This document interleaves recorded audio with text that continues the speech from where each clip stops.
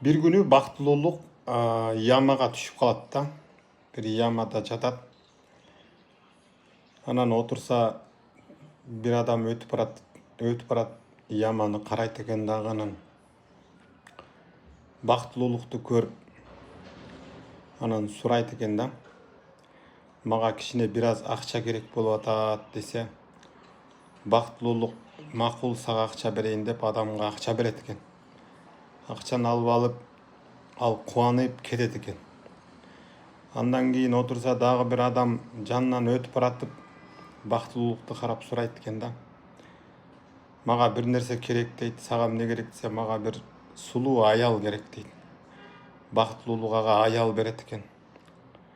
Анан ал бактылуу болуп аялын жетелеп алып кетет экен. Үчүнчү адам кетип атып, анан бактылуулукту көрүп, анан бактылуулук андан сурайт экен, сага эмне керек десе,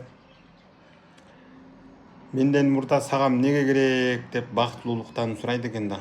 Анан бактылуулук айтат экен да, мен бул ямадан чыгышым керек болуп атат дейт.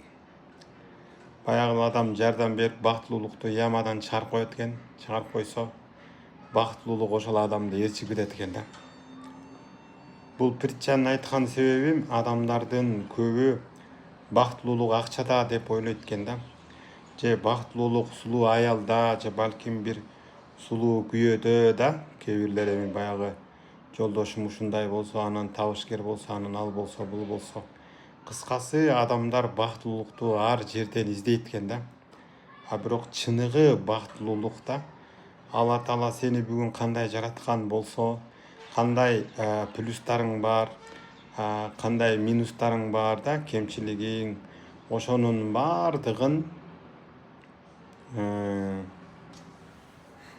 кабыл алып деген адам көп убакытта өзүн кабыл албайт да. Менин мындай жакшы адаттарым бар, менин мындай жаман адаттарым бар.